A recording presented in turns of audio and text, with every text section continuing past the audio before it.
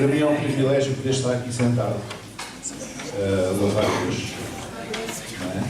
Claro que os músicos estão a tocar, os cantores estão a cantar, estão a louvar a Deus também, mas estão mais concentrados muitas vezes no que estão a fazer, e aqui nós podemos estar apenas entre nós e Deus, e é uma bênção.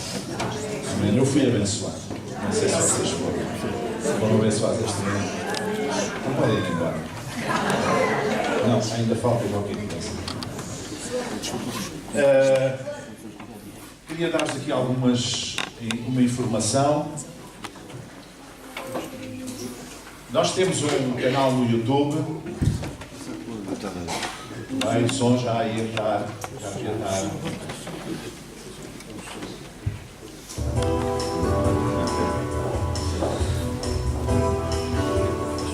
Nós temos um canal da igreja que tem várias coisas. Esta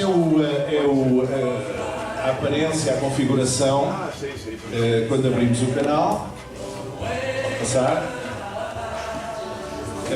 Está dividido em várias áreas. Tem os sermões, as pregações, tem uma secção música, uma teatro, uma de especiais e também as 3 meditações semanais. A meditação semanal é uma meditação de 3 minutos que eu gravo e publico às terças-feiras. Portanto, é uma pequena pensamento sobre a Palavra de Deus que os irmãos têm acesso à internet, eles podem seguir, são 3 minutos, não é tempo nenhum. E vocês todas as semanas têm ali uma meditação. Depois também tem o Momento Com, neste caso temos só ainda o da nossa irmã Aparecida, foi a despedida dela, mas por vezes fazemos estas entrevistas de testemunho e vai entrar nesta secção também, os irmãos depois poderão ver, ou se não puderem estar, poderão ver. Há as pregações de domingo também, que os irmãos podem, ou domingo à tarde normalmente é publicado a pregação, se vocês quiserem indicar alguém, etc. E vamos ter também sobre música uma secção que já existe, tem apenas as músicas da Páscoa por enquanto, mas iremos pôr outras músicas. Portanto, e também a questão do teatro, está lá também a peça que foi feita aqui na Páscoa, e portanto é procurar a Igreja de Jubileu lá no YouTube. Muito obrigado.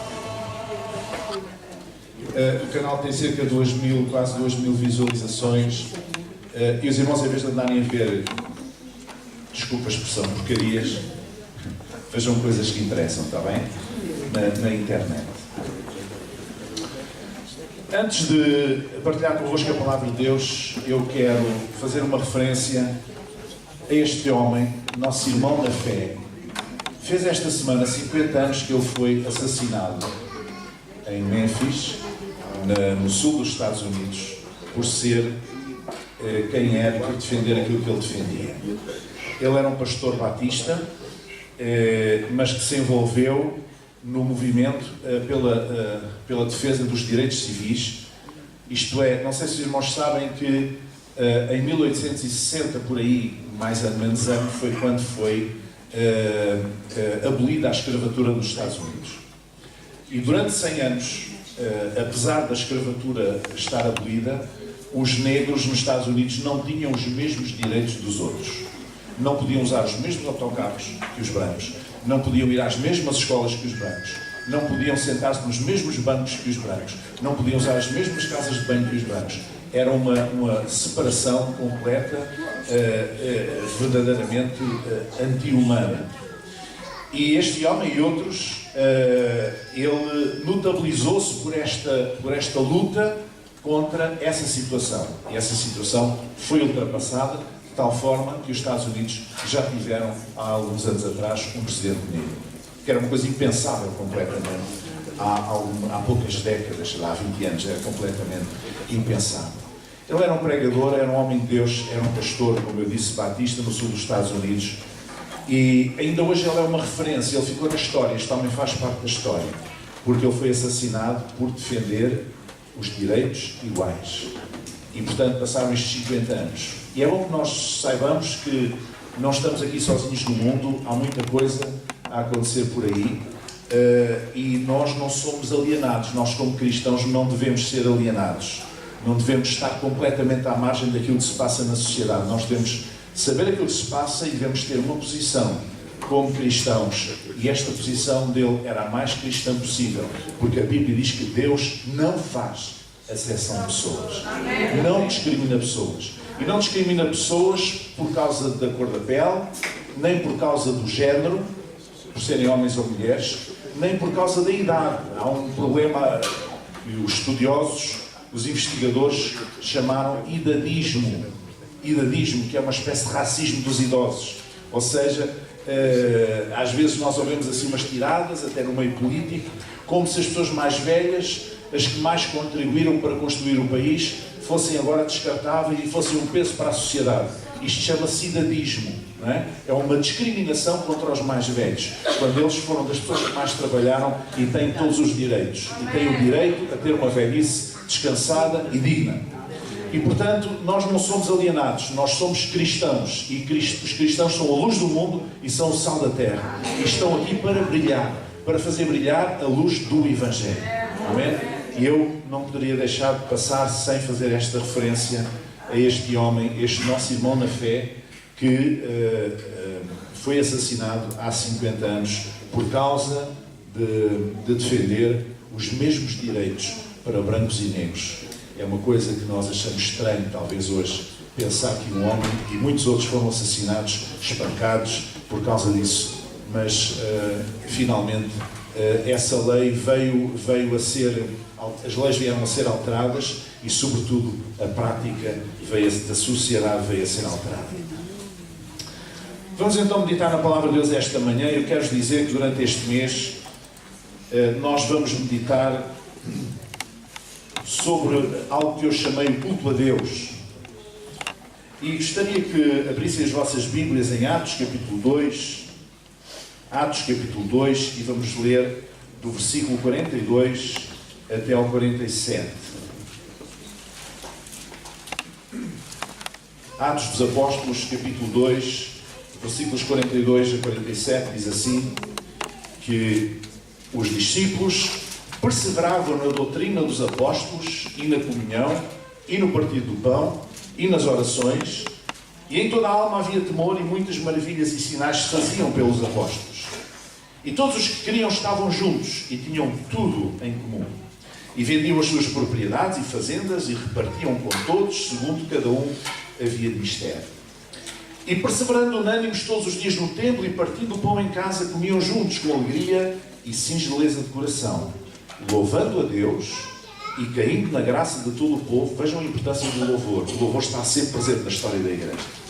Louvando a Deus e caindo na graça de todo o povo.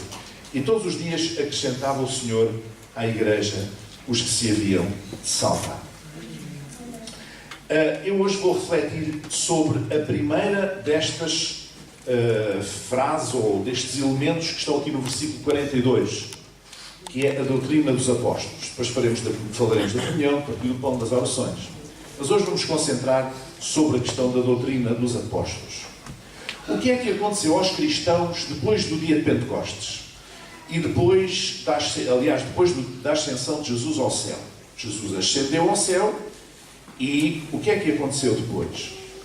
Depois, uns dias mais tarde, veio Pentecostes, eles receberam um revestimento de poder do Espírito Santo, vieram conversões em marcha, conversões a Deus, ao Evangelho, em massa. No próprio dia de Pentecostes, diz que depois da pregação de Pedro, 3.000 almas se converteram, abraçaram a fé. Vieram também curas sobrenaturais, perseguições. Por exemplo, Pedro e João estiveram presos logo nessa altura. Veio depois a instituição dos diáconos na igreja, a organização da igreja. Veio o martírio de Estevão, foi um dos primeiros diáconos. Ele foi martirizado por causa da fé. Veio a fuga dos cristãos de Jerusalém para fora. E dessa maneira se estabeleceram as comunidades cristãs no mundo gentil, fora de Israel. Porque se eles não tivessem tido que sair de Israel à força, o Evangelho dificilmente teria chegado a outros lugares, fora de Israel. em Antioquia, por exemplo, foi a primeira igreja gentia, a primeira igreja fora do território de Israel. Veio o martírio dos apóstolos mais tarde, ao longo do primeiro século. Veio o exílio de João Evangelista, lá em Patmos, etc.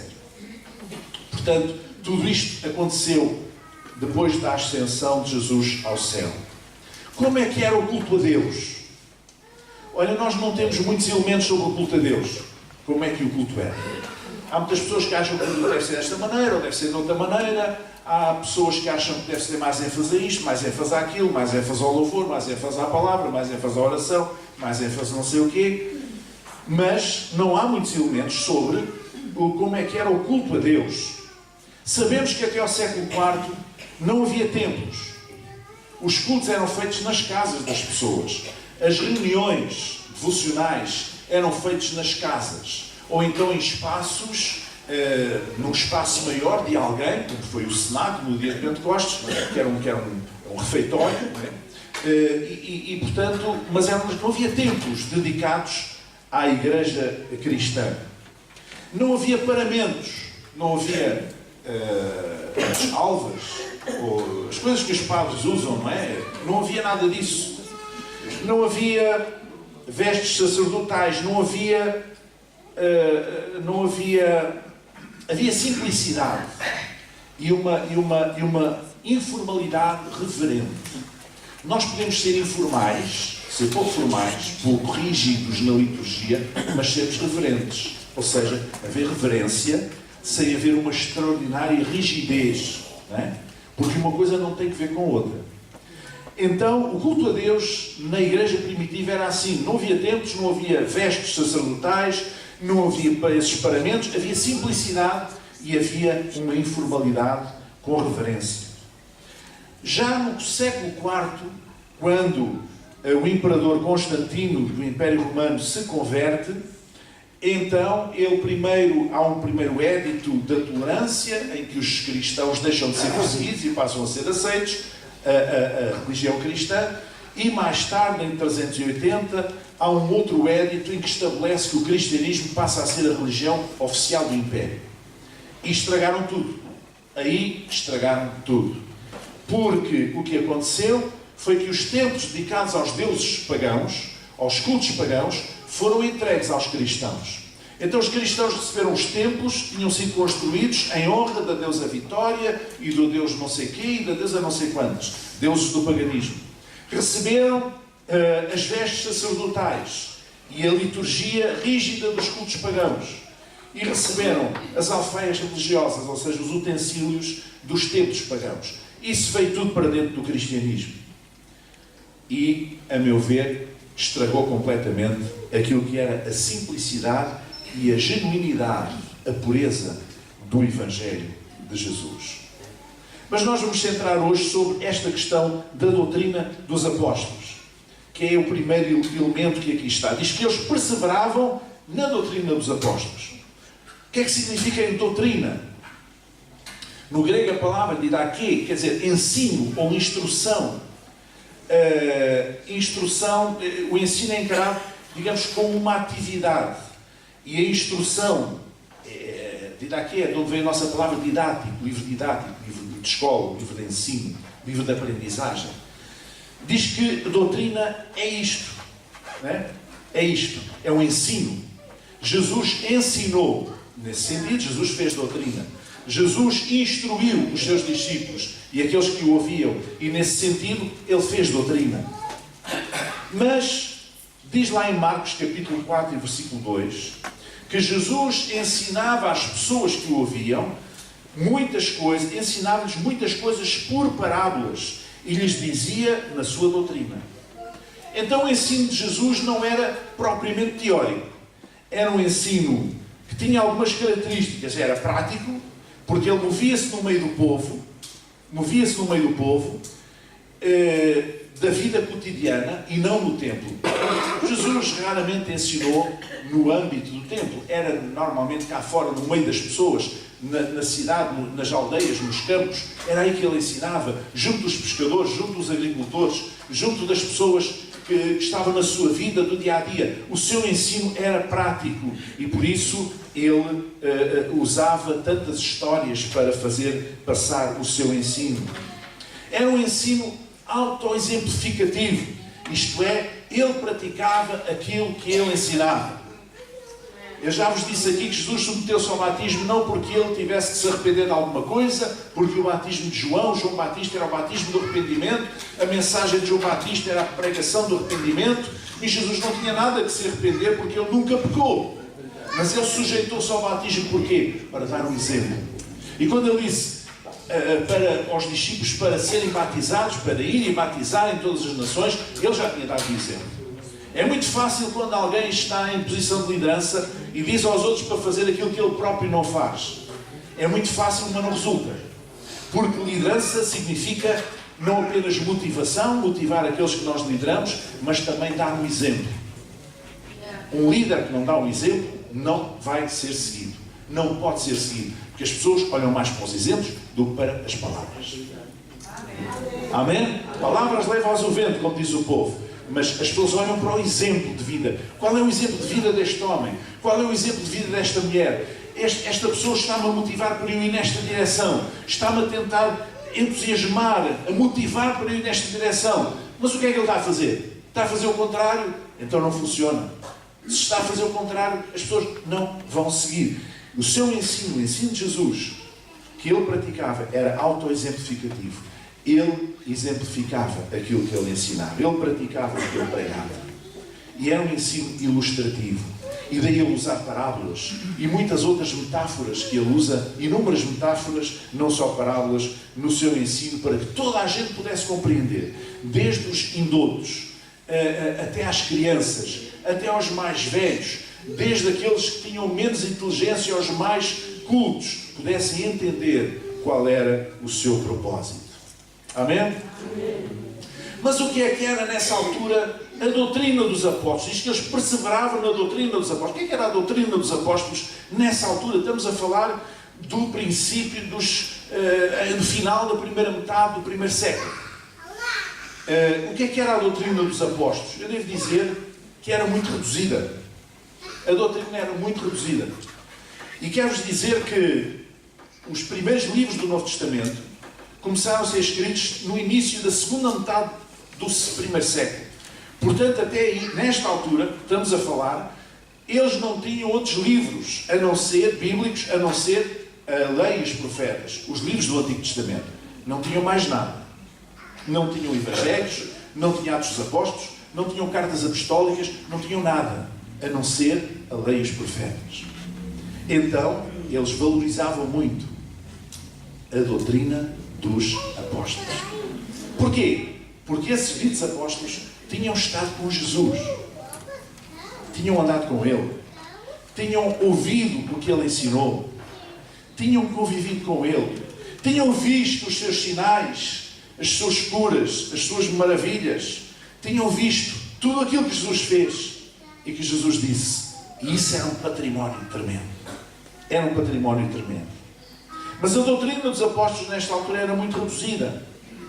Por um lado, aquilo que se chama a doutrina dos apóstolos era a reprodução dos ensinos de Jesus através dos apóstolos, e do ponto de vista teológico havia 3 ou 4 princípios só. 3 ou 4 princípios.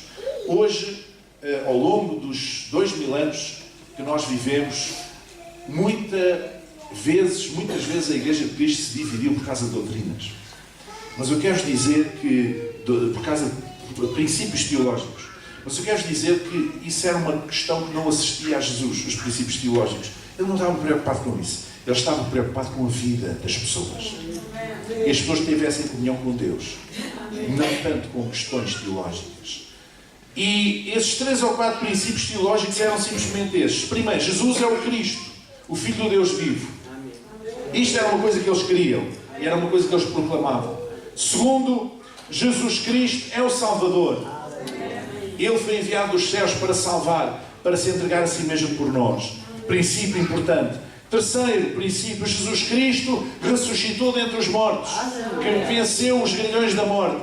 Terceiro grande princípio. Quarto princípio, Jesus voltará conforme Ele prometeu. E a doutrina, digamos, a teologia, os princípios teológicos, naquele momento, eram apenas estes. Não havia mais nada além disto. Mais tarde, já na segunda metade do primeiro século, é que o apóstolo Paulo foi desenvolvendo doutrina, sistematizando princípios teológicos que depois a Igreja recebeu. Então, o que é que significa perseverar na doutrina dos apóstolos? O que é que quer dizer perseverar? A palavra perseverar significa, traz a ideia de continuar firmemente na doutrina dos apóstolos. Ou seja, continuar naquilo que eles tinham recebido. Implica a palavra paciência. Vocês sabem tão bem como eu que para se perseverar em alguma coisa é preciso paciência. Não é? Se nós tivermos por exemplo, um filho que nos faz muitos disparates, nós perseveramos no nosso amor por ele, porque ele é nosso filho. Nós perseveramos e é preciso paciência. Há pais que não têm paciência e à segunda ou terceira asneira já não perdoam e dão-lhe um pontapé no rabo e põem-no fora de casa. Então, perseverar significa também paciência. É preciso nós valorizarmos o património de fé que nós temos. Quem, nestes tempos da espuma dos dias, de superficialidade, em que tudo parece que o que é verdade hoje, amanhã já não é, e vice-versa, em que tudo parece que muda constantemente, não é fácil nós agarrarmos os princípios de fé e dizermos, não, eu creio nisto, ainda que o mundo se vire às avessas, de pernas para o ar, mas eu creio nisto. E irmãos, eu tenho uma notícia para vos dar. Eu comecei a frequentar a igreja com os meus pais, eu tinha 4 anos.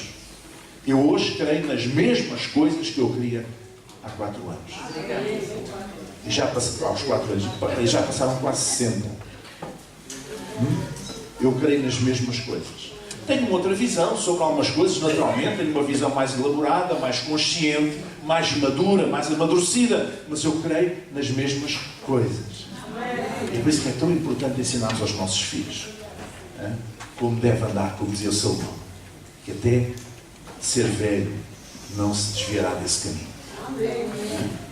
Há muita teoria que nós não temos que influenciar os nossos filhos hoje e que eles depois que escolham. Isso está completamente errado. Nós devemos ensinar aos nossos filhos os princípios da fé, aquilo que nós queremos que é precioso. O apóstolo Judas diz que a nossa santíssima fé, chama a fé dos cristãos santíssima fé.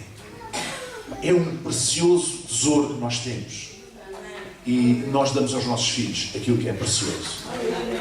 Amém? Jesus diz para não darmos pérolas a porcos, mas nós queremos dar pérolas aos nossos filhos. E as nossas pérolas são essas. Então, perseverar significa continuar firmemente, com firmeza, implica paciência. Perseverar na doutrina dos apóstolos quer dizer que eles aderiam à doutrina dos apóstolos, eram fiéis à doutrina dos apóstolos, ligavam-se à doutrina dos apóstolos, devotavam-se à doutrina dos apóstolos, gastavam muito tempo com a doutrina dos apóstolos, mantinham-se firmes na doutrina dos apóstolos. Perseverar quer dizer isto tudo.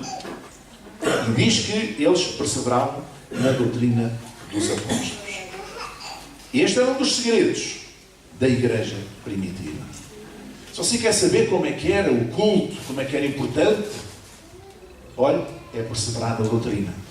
É, em vez de usar o púlpito para ensinar autoajuda, para fazer coaching e outras coisas assim, que como agora é moderno, não é?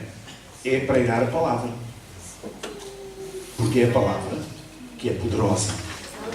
É a palavra de Deus. E nós não podemos deixar de pregar a palavra, de anunciar o Evangelho. Porquê é que eles perseveravam, então, na doutrina dos apóstolos? Porque queriam preservar o legado dos apóstolos. Queriam receber aquela herança. E, através dos apóstolos, preservar a herança de Jesus Cristo. Não queriam perder. Por isso eles perseveravam. Eles continuavam. Sabe, uma das hábitos que as pessoas têm, culturais, é muitas vezes, quando os pais, ou as mães, ou os avós falecem, terem fotografias na casa, na sua casa, fotografias dos seus entes queridos que já partiram. É uma forma de os ter ali presentes, de certa maneira. Pois os apóstolos, os cristãos do primeiro século faziam exatamente isso. Eles queriam ter presentes a doutrina de Jesus Cristo através dos apóstolos. Eles perseveravam. Eles gastavam tempo com. Eles estavam atentos à doutrina dos apóstolos. Os cristãos de Jerusalém continuavam a seguir a instrução, o ensino, a palavra e o exemplo dos apóstolos. E através deles, do próprio Jesus Cristo. E nós? Estamos disponíveis para isso? Ou será que isso é uma coisa que não é assim muito importante para nós? Olha, sabe uma coisa? Eu, quando tenho dúvidas sobre alguma coisa, gosto de ser muito prático. Sobre algum comportamento, alguma forma, alguma decisão, eu olho para Jesus. Nem sequer olho para aquilo que disse o profeta tal ou o apóstolo tal. Olho para aquilo que Jesus fez. Numa circunstância deste género idêntica, o que é que Jesus fez? E é Ele que tem que ser a minha inspiração. Eu procuro que seja Ele a minha inspiração. Porque há muita coisa que se desvirtuou ao longo destes 2000 anos. Na igreja, no âmbito da igreja, do reino de Deus, há muita coisa que se desvirtuou. Mas se há coisa que não se pode desvirtuar, é o nosso olhar sobre Jesus. O nosso olhar, o nosso foco. Estamos focados em Jesus. O que é que Jesus faria numa situação destas? O que é que Ele diria? Como é que Ele lidaria com esta situação? E nós temos tantos exemplos nos Evangelhos que nos mostram como é que Jesus lidava com as situações. E isso é uma inspiração para nós. Amém? Uma das razões porque existe a igreja local, é para preservar os ensinos de Jesus. Por isso é que é tão importante ouvir a palavra. É importante ouvir a palavra. Há pessoas que acham que isso não é muito importante. Há pessoas que acham que o louvor é que é importante. Tudo é importante, mas nada substitui a pregação da palavra de Deus. Porque a fé vem por ouvir e ouvir a palavra de Deus. E no louvor às vezes podemos estar numa base um pouco emocional, enfim, mas quando estamos sentados a ouvir a palavra, a partilhar a palavra de Deus, estamos com atenção e estamos com o nosso coração aberto e a nossa mente disponível também. Então Deus tem o caminho aberto, o Espírito Santo tem o caminho aberto para operar, para que essa semente seja lançada no nosso coração, como a semente do semeador é lançada em boa terra e possa produzir fruto, e fruto com abundância. Porque esse é o propósito de Deus. É tão importante ouvir a palavra na congregação.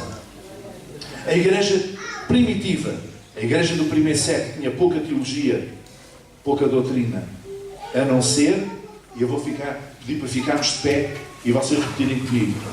O que é que eles tinham? Primeiro, Jesus é o Cristo. Outra vez, Jesus é o Cristo, o Filho de Deus. Todos creem nisto? Amém. Segunda coisa, Jesus é o Salvador. Todos creem nisto? Jesus é o Salvador do mundo. Terceira coisa, Jesus Cristo ressuscitou dentre os mortos. Todos creem nisto? Amém. Isto é as bases do Evangelho. Jesus é o Filho de Deus, Jesus é o Salvador, Ele veio a esta terra com uma missão, Ele encarnou, tomou a forma humana, viveu entre nós e entregou-se a si mesmo por nós, mas ao terceiro dia ressuscitou, quebrando os grilhões da morte. E Jesus Cristo voltará. Amém?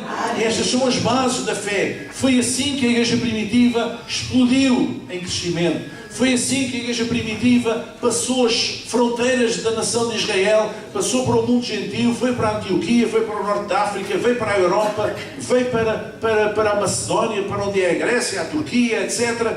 E se expandiu por todas as partes, porque eles criam nestas verdades. Nós cremos nisto? Amém? Amém? Então, quando nós lemos aqui que os primeiros cristãos, depois de Jesus subir ao céu e dizer que um dia voltaria, os primeiros cristãos perseveravam na doutrina dos apóstolos, Isto significa que nós devemos perseverar nestas verdades, não hipotecar, não desvalorizar, que elas sejam o centro da nossa vida.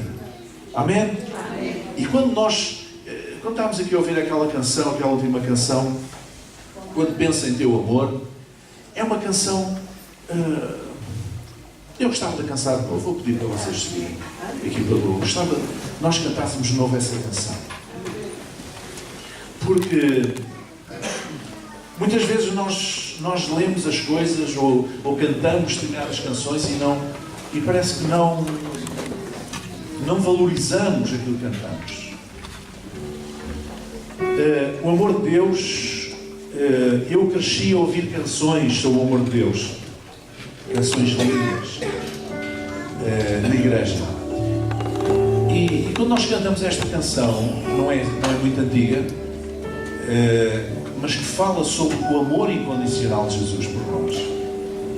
Tão incondicional que Ele se entregou a si mesmo por nós. Ele foi perseguido, Ele foi torturado, Ele foi injustamente acusado e Ele foi crucificado por nós. Quando nós falamos do amor de Deus, é bom que nós pensemos que todos os dias nós recebemos bênçãos, graças de Deus na nossa vida.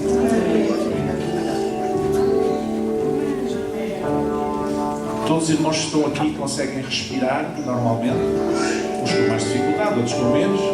Esta idade não perdoa, mas conseguem respirar normalmente. Pois é, há pessoas que não conseguem. Há pessoas que andam com um carrinho de oxigênio, com 2 botijas de oxigênio atrás, e um tubinho no nariz, de dia, de noite, na rua, em casa, em qualquer lado. Não conseguem respirar por si sós. Então, eu ser capaz de respirar por mim é uma bênção de Deus ou não? Amém. Você já agradeceu a Deus por isso? Amém.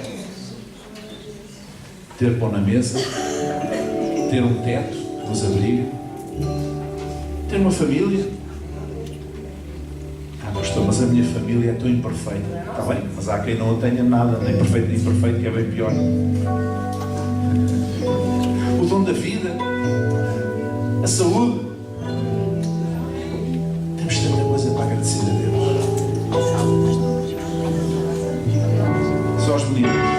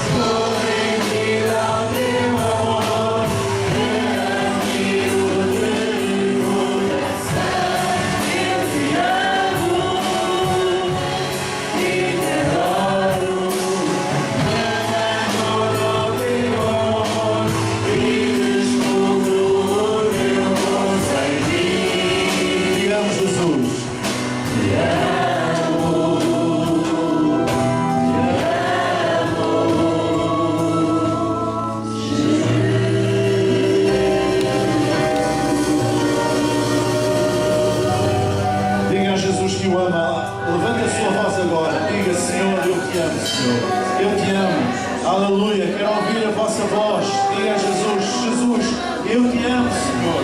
Eu te amo porque tu me amas verdadeiramente, Senhor. Eu estou apaixonado por ti, Senhor. Te agradeço pelo teu amor, Senhor, amor incondicional, amor imerecido. Te agradeço por cada bênção recebida. Te agradeço, Senhor, porque és meu Senhor. Te agradeço porque me libertaste, Senhor, das trevas, Senhor. Te agradeço porque me puxaste, Senhor, para o reino do teu amor, Senhor. Te agradeço, Senhor. Te amo, Jesus. Bendito seja o teu nome. Eu te amo.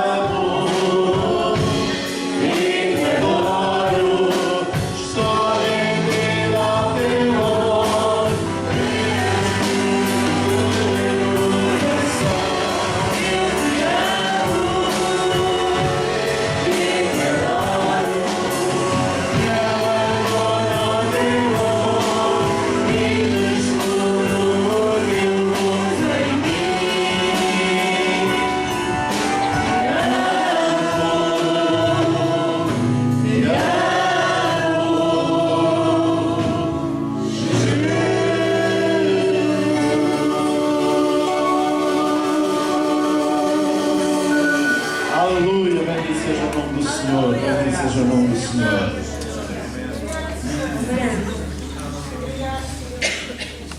Te amamos, Senhor. Amém?